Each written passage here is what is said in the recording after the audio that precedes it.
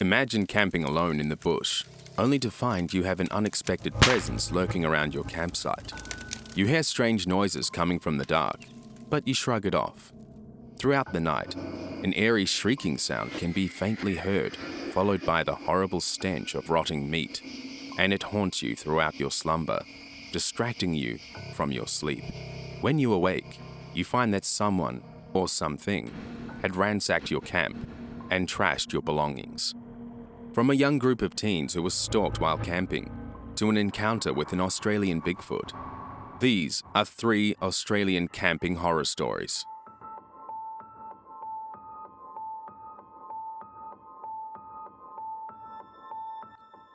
Welcome back to a brand new series here on Shadow Matter.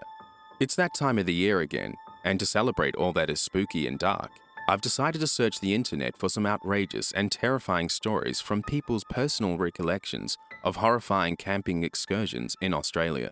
Before we get into the stories, I would like to note that this video is not in my usual format, and that these stories were not submitted by myself or written by me.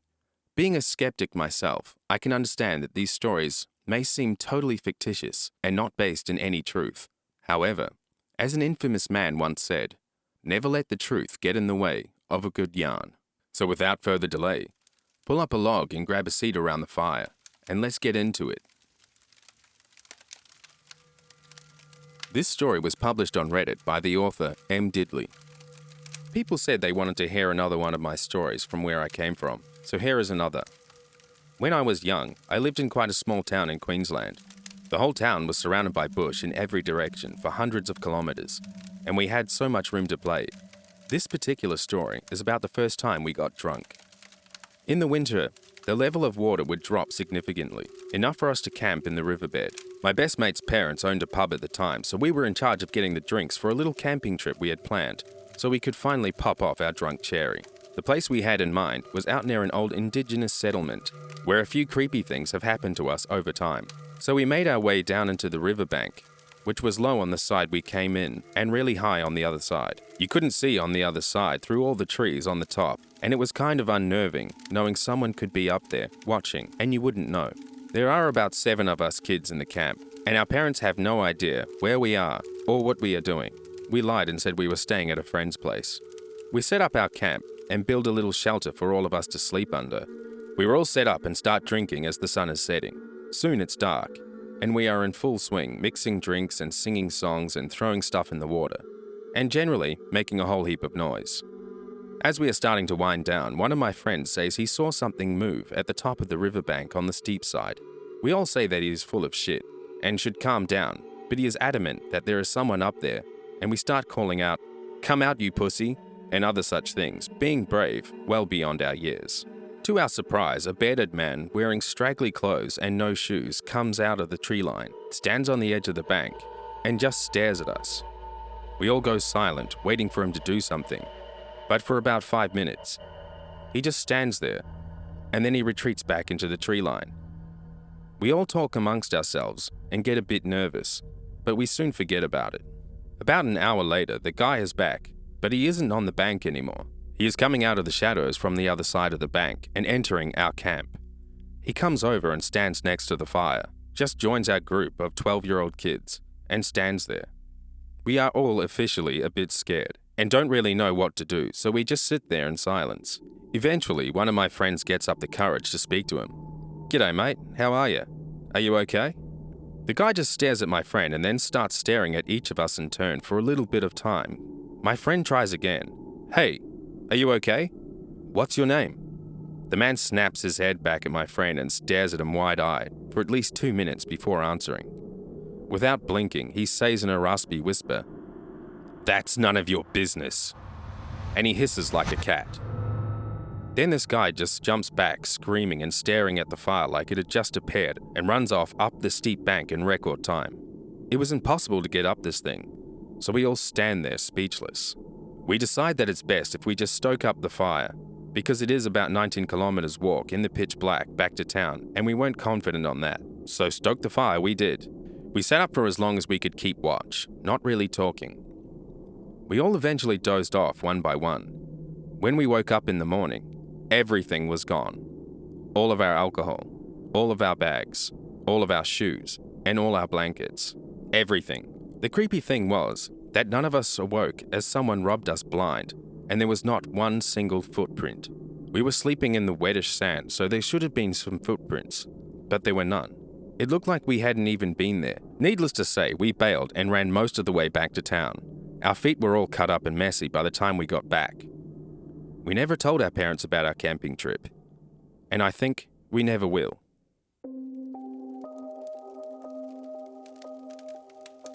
This story was published on Reddit by the author Darcysaurus. Shack in the Australian Outback. Not my story, but my dad's. Thought you guys would enjoy it. My dad has only told this story a few times and has refused to tell this story again. Now, just to elaborate, my dad is a very black and white person and does not believe in anything spiritual or paranormal. And because of this story creeps me out. Because I know my dad is not the kind of person to lie about these types of things. He does not know, to this day, what had exactly happened in the Australian outback on a night that scared the life out of him. Now, the place where my dad used to mine was practically a desert. A few straggly trees, shrubs, and red dirt. What you would describe as the typical Australian outback. In the early 1900s, people would build shacks out in this outback, primarily to be close to the mine sites located there. The very few of these shacks that still remain are run down and almost non-existent, roofs missing, walls torn down, etc. When my dad was a miner, he was good friends with many Aboriginal elders, who were strong believers in the spiritual world. It was on the brink of night, when my dad would be driving back from a mine site with an elder. They were also miners. They would pass one of these ruined shacks, and apparently, it would be lit up like someone had installed a working light bulb. There were no other people or cars about or any type of close civilization. The elder would tell my dad very sternly to keep driving, do not take any notice of the shack, and never stop to investigate. According to the elder, these shacks were full of bad spirits. Now, this is the story that creeps me out, and the one that my dad will never tell again. My dad would be out on these mine sites for days and sometimes weeks.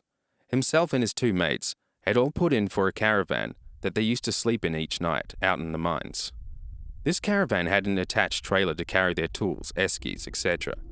One night whilst travelling between mines, the three men decided to set up camp next to one of these shacks. Nothing unusual happened while they set up for the night and ate dinner around the fire. It wasn't until the early hours of the morning where things began to become scary. The three men all awoke at the same time to a blood-curdling scream of two women coming from the shack. My dad described this scream as no other, one of pure terror and evil. Startled, all men jumped up and looked out of the caravan window to see a terrifying sight. The trailer that was once attached to their caravan was spinning on spot. Keep in mind that for a two-wheel trailer to spin on the spot is near impossible. The screaming continued, and the three men, all terrified, sped off into the night, not looking back. My dad says they drove silent and scared out of their wits for about an hour before stopping and hesitantly going back to sleep. In the morning, my dad said that there were two visible handprints on the caravan window that were not there before. They all looked on the dirt below the window. There were no prints of shoes or feet. It gave the impression that someone was pressed up against the window and looking in. It wasn't until they arrived back at the local pub that they spoke of their ordeal that occurred that night. They mentioned what had happened to the locals and the location of where they had set up the camp. The locals all knew of the shack they were talking of, exclaiming that apparently, in the early 1900s, two Aboriginal women had been raped and murdered in this said shack. Bad and corrupted spirits were only left remaining. A couple of weeks later, my dad and his two mates returned to the shack to reclaim their trailer, although it had either disappeared or it had been stolen. They decided that the best thing to do was burn down the shack in high hopes that the spirits would disappear. My dad has only repeated this story a few times and now refuses to even tell it again. I think that night was one of the few that my dad was actually scared out of his wits. He cannot have a reasonable explanation to what happened that night, and the story that is connected to the shack is very sad and unpleasant. This story was published on Your Ghost Stories by the author Aussie Red Dog. My tale takes place a few weeks back while camping in the bush. This was my first break in several months from work. I decided to go camping with two old mates up in the bush for a few days. far away from the world as possible. I'm an experienced bushman and camped out in the bush many a times over the years. We heard about a place way out the back of a small town in northern New South Wales, at the back of Mount Lindsay. The locals call it Yowie country. A Yowie is an Australian equivalent of Bigfoot, an Aboriginal mystic creature like the bunyip. Just before the entrance to this place is a gateway to the national park. After a few hours of driving, we finally found the old road that led to our proposed camping site. It was located in an old disused logging trail. Not many people, in fact, no one, goes anywhere near here, which made it better for us. We left the truck 5 miles from where we were camped and made our way back up through the dense forest along the barely recognizable track, avoiding snakes and jumping ants, before we found our site. It took about 20 minutes to set up the site, tarpaulin over the branches to prevent rain from getting us wet, a pit to bury our bear in to keep it cool, and also food buried in it as well, and a decent fire pit. We gathered wood for the fire. We were ready to make a good night of playing cards and drinking beer, and talking about the best routes we'd ever had, the usual BS. The night was clear, as I remember, and hot. No moon, but the stars were like little eyes peering down at us. I had to go water the old lizard and stumbled off with the torch into the bush, hearing the lads catcalling about saying, "Beware of the boogeyman." I was more concerned about the bloody death adders and brown snakes, never mind the bloody boogeyman. And as I was doing my business and gazing at the stars, a strange and horrible smell like something rotten overwhelmed me. Like as if someone let off a fart that stunk so bad that it really made my eyes burn and water. I stumbled back, gagging, but as I was stumbling back to the campsite, I thought I heard a deep growl. Like when your stomach rumbles, when you've had nothing to eat, but louder. The hairs on the back of my neck rose as I quickly hurried back to the site. I told the other two, but they said that it might have been an animal, so we went back to our card playing. It was 11:45 p.m. by now, and I was dead beat. I had my sleeping bag already unrolled and crawled off after saying night to the other two, and slid into the bag. It wasn't long before I passed out. I don't know how long I was asleep, but there were 3 of us, and we were suddenly awoken by the strangest, spookiest, loudest piercing scream that I have ever heard. It was not human. It was inhuman. We sat up and looked at each other. We heard a loud crashing coming towards our campsite, like a bulldozer ramping through the bush. Whatever the hell it was big. Then I saw it. Something massive, well-built, come crashing through the forest. I couldn't make out the details, but it looked strangely like a human, or even better, a gorilla. The smell will haunt me to the end of my days. It was that rotting stench like a corpse. This thing stood over 7 feet as it came tearing through the campsite, then vanished into the night. We all jumped up, gibbering like madmen about what we had just witnessed. Was it some hippie that smoked too much potent weed? No, can't have been. Too tall, and well built to be a hippie. But it smelt like one though. I tell you this, none of us slept that night. I had the hatchet ready, while one of my mates had a huge branch. The other, I don't know what he had, but we waited until dawn popped its head over the ridge before we left. What we saw in the daylight frightened the Christ out of us. The small saplings were all bent back and snapped.